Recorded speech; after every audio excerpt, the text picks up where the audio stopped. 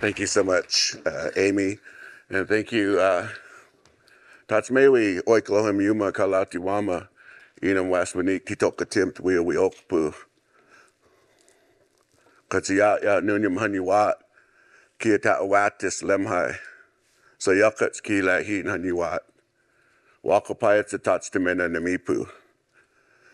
Did they tell you I'm going to be speaking in my language the whole time? If they didn't, well, I'll stop there. But I just want to say a few things. Tatsmewi Oikolohim Yuma Kalatiwama, Inam Waswanik Titokatim to Wiochpu. My name is Wiochpu. It's a place on the Snake River. This name was passed down from my grandfather that fought in the Nez Perce War of 1877. And he's referenced in the book, Yellow Wolf, his own story. And it was during the Battle of the Clearwater where Yellow Wolf and Swan Necklace were trapped at the Battle of the Clearwater as they were holding back the cavalry while our people were moving up the mountainside up to the Camas, or Weite Prairie, and were going to camp there and then decide what to do. But they felt like they were going to die at the time, and this is Yellow Wolf in his own words. And he's seen a big gray horse coming through the woods, and on that horse was Wiochpu, and that was my great grandfather that came back, and bullets whizzing by him, and picked Swan Necklace up and Yellow Wolf and saved him. And so that I carry that name proudly. He later became the Reverend William Wheeler. He was the third Presbyterian minister for the Nez Perce people. And really, I wanted to share that with you because of the fact that, our people have had a relationship with the United States of America since 1805, when Lewis and Clark came over this way during the Corps of Discovery. And the Nez Perce actually saved the Corps of Discovery by feeding them salmon, giving horses and supplies and canoes and guides to get them to the Pacific Ocean. So that was a friendship that had started then. And then as we look at that friendship continue to grow, and then in 1855, the Nez Perce United States signed a treaty or negotiated a treaty at arm's length in Walla Walla with then Governor of the Territory, Isaac Stevens, of the Territory of Washington. And so the Nez Perce in that treaty reserved several things. But one of the things that I heard a word that was mentioned, Tamalwit, and that's the unwritten laws of the land that have been here long before any human beings were here. This is the laws of nature. And so this tells us how that we must interact and live with the land. And so we continue to follow that way. And that was what was brought into the treaty under Article 3, our rights to hunt, fish, gather, travel. It's an umbrella. It's like a large umbrella of this way of life and this interaction, what we were taught. And so the United States signed up for that in this agreement. The Nez Perce ceded over 13.2 million acres of land to the federal government and for reserving this. We also granted the rights, or granted right-of-way through our lands to the United States of America and its citizens. And so this was an interpretation from us of what this actually means. And so the administration, as we've been working with them on salmon restoration and restoring salmon from this quasi-extinction threshold where most of the salmon currently sit, is a relationship that under mutual agreement for mutual benefit, we've come together. And if it's an obverse relationship, if you think about that for a minute, it would be an obverse relationship would be a coin, for instance. One side heads representing the United States, the other side tails representing the Nez Perce, but they're minted together for mutual benefit. And one side should never burden the other side. And if that's happening, then it's up to one of the sides to come say, hey, something's going on over here. We made this agreement. We expect this out of this agreement, and we're not being able to realize what's happening here. So So as Amy had mentioned, our treaty rights and our fishing rights are a part of that Tumulwit, or the unwritten laws of the land that we're told to interact with the land in this manner. And so as we continue to work and fight, not only for the river systems, but the salmon and how all of this is connected from the mountaintop to the sea, and how we manage from ridgetop to ridgetop. We're looking at several species in this area, in a tributary, in the salmon, in the Snake River, that are at this quasi-extinction threshold. And it's a NOAA term where for 4 consecutive years, 50 or fewer native spawning fish return to that area. And we've had 44% over the last 4 years, 5 years now, hit that number. And so that's alarming for us. And so we're trying to figure out a way to get the lower Snake River dams breached, because our science has been telling us that this needs to happen. This is what will help restore these species behind these dams. We have science that talks about the rivers that are 50 miles apart, air miles apart. They're in the same mountain range, but one of the rivers drains, the John Day River drains into Oregon. One of them drains into the Tucannon, which is in Washington. And they're total different numbers. There's a 5% return at the John Day, and there's less than 0.5% that return to the Tucannon, and they're coming out of the same habitat. But the Tucannon flows into the reservoir behind Lower Goose, and so these are true facts that we're dealing with. And so when we bring those forward, as we should be, as a sovereign to the United States of America, this is what we're saying. This is what we're being burdened with. And so, we as human beings, we've divorced ourselves from nature, and this relationship is something that nature isn't liking a lot. And the way that human beings are supposed to interact, we're just trying to let the federal government know that things have to change, because of the fact that what we're witnessing, we all have a common adversary, and that's the climate crisis that we're currently in. And as we think about that, we think about the 7 generations, as tribes generally do. We'll think 7 generations down, and from the treaty time, we're the 7th generation now, from 1855. And so we're thinking about the future now.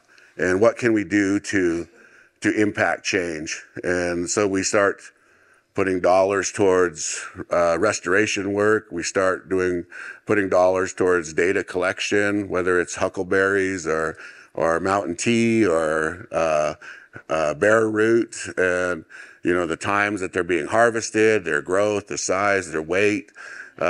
We need this data, and we need to be able to put that to use in a way that is beneficial to understand that the federal government actually needs to put dollars towards this.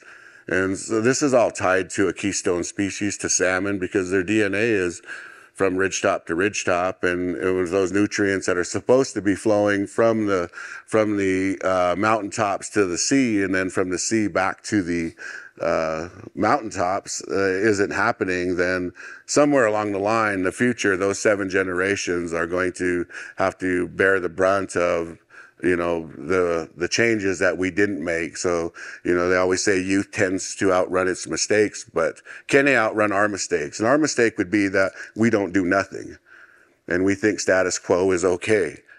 So as we continue to press for change of status quo, then we're working for the youth, because we don't own this, they own it. We're only borrowing this space right now, and that's a belief of ours that we have. So it's really difficult, for me. I want to be a little personal here too. I do foster care for 3 girls. and they're part of the opioid crisis. Their mother has been addicted to opioids, and they're my grandnieces. So they're a 1-year-old girl, a 4-year-old girl, and a 6-year-old girl. And it's really recharged me to see them every day, every morning, and for them to wake up and to smile and to be comfortable, to be safe, to be sheltered, to be, have food and have water, and these things are important and for their growth. But it also has realigned me that, I need to know where we've been historically and where we're going into the future, so that we can run that straight line and we know exactly what to do. And so as we continue to think about what can we do, I mean, I've liked the conversation that's been going on here for the last couple of days. Regenerative farming, I think, is something that we look at and take seriously. We have over 50,000 acres of dry land farming in production now.